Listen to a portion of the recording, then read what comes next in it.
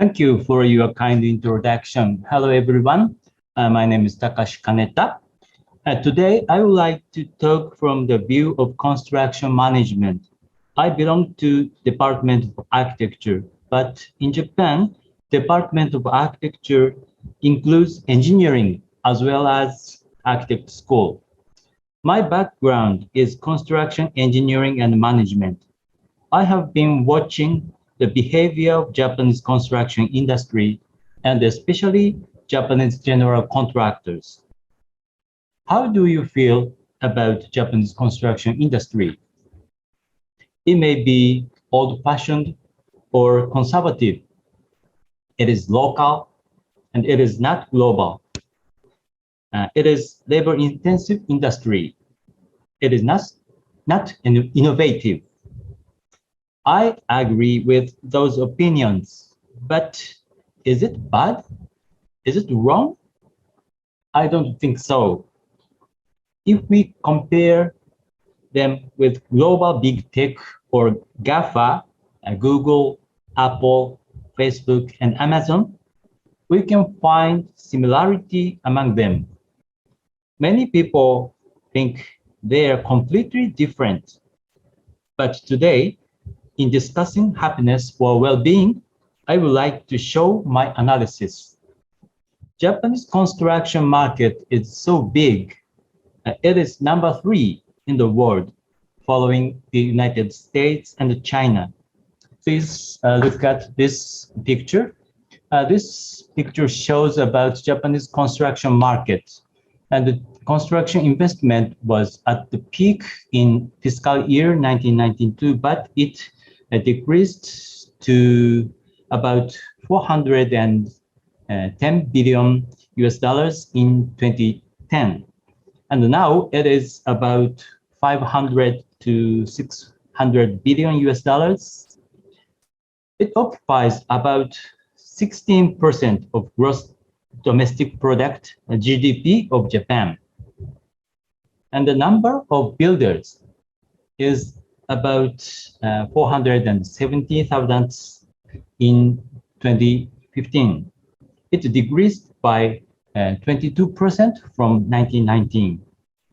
There are many number of workers in construction industry. There were about 6 million people in 1997, but they shrinked, and now there are 5 million people in this industry. They are old people. Young people hesitate to come into the construction industry. The construction industry is chronically lack of human resources. Many foreign trainees are already accepted in Japan. About half of the construction investment is from public sector.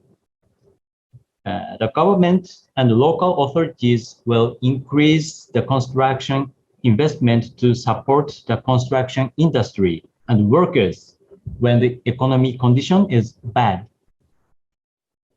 In Japan, many buildings and infrastructures are over 60 years old. There are frequent troubles and accidents in bridges, water pipelines, concrete walls, or highways. It is necessary to maintain and repair the regional infrastructure. In Japan, many disasters take place. First aid is required as soon as possible. In case of East Japan big earthquake in 2011, they provided emergency road at 6 p.m. on March 11th. At that day, as I mentioned, construction industry involves many workers. It is 5% of working age populations. It supports the economy of the local community. It also contributes to collaboration with other industries. For example, in the mountains, they will set up new supply chain along with forestry. Some workers are in agriculture as well as construction industry. Now, I would like to focus on Japanese general contractors. It is well known that there is a fixed hierarchy in Japanese construction industry. Japanese top 5 are called super general contractors, or in Japanese, super Zenekon. They're Takenaka, Kajima, Obayashi, Taisei, and Shimizu. They are typical Japanese companies. Their behavior is similar. Japanese general contractor will cling to clients for long-term for sale. Japanese general contractors offer anything that clients want, even if it is beyond the contract. And Japanese contractors go gray area of antitrust law. How do you feel hearing that? Someone will feel it unpleasant. Someone may not understand the background because the cultural gap is too big.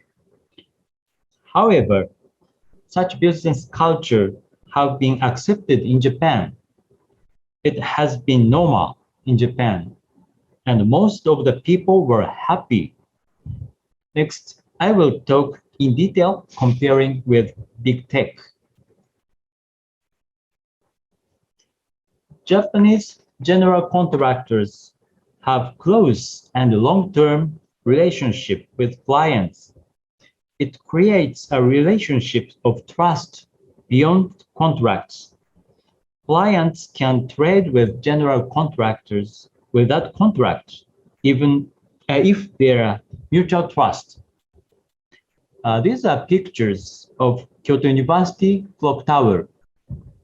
Originally, it was built in 1925 by the contractors, including Shimizu.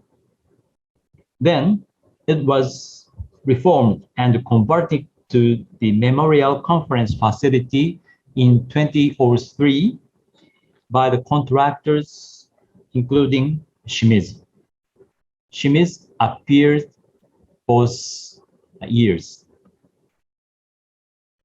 So this is an example of long-term relationship among general contractors and clients. The strength of big tech is their sales force. They also cling to clients. Facebook suggests new friends and services for user.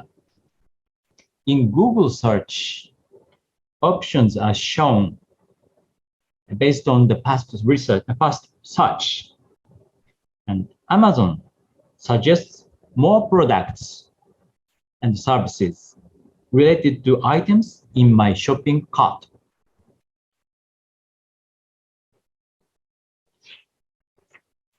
Japanese general contractors offer anything that clients want, even if it is beyond the contract.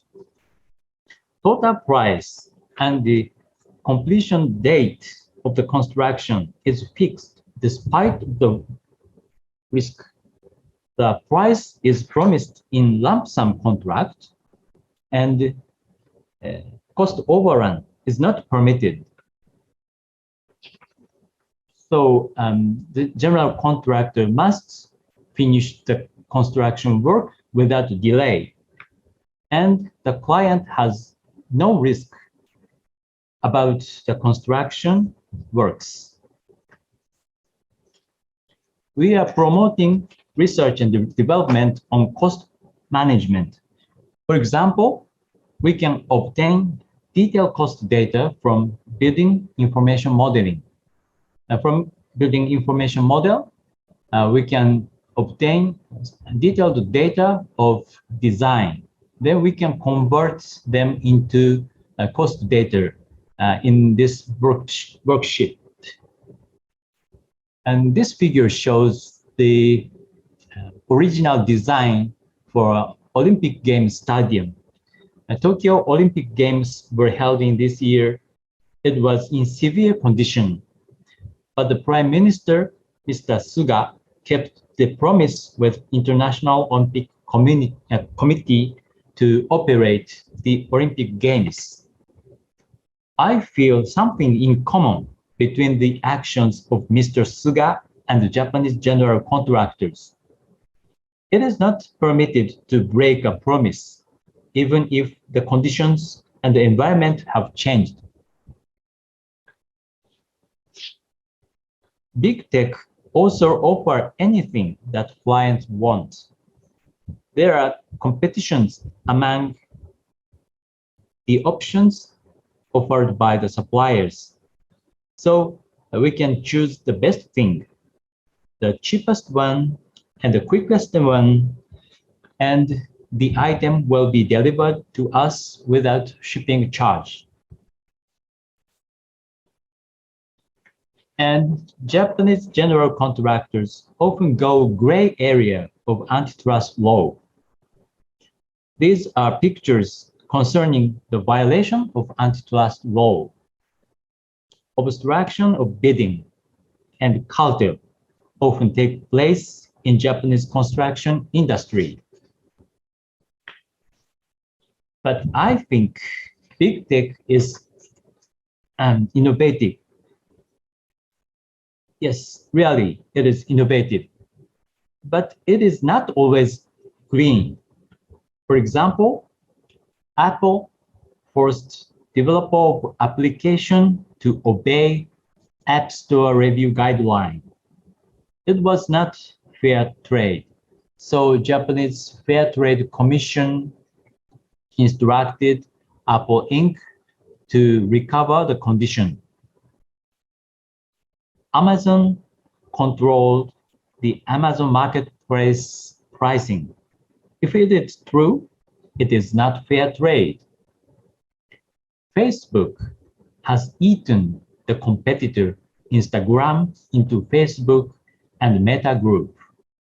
It seems that Facebook makes monopoly market. The construction industry is closed in Japan, whereas big tech are open to global market. But there are similarities in the essence of both entities. Many people believe that big tech is the top runner of innovation, and big tech locates in the goal of well-being. But I don't agree with this opinion. Japanese construction industry is also essential for Japanese society. The construction industry should improve the efficiency of logistics and supply chain. It should eliminate multi-layered subcontracting relationships and intermediate exploitation. And it should save labor resource and accept excellent and skilled foreign workers. Thank you very much for your attention.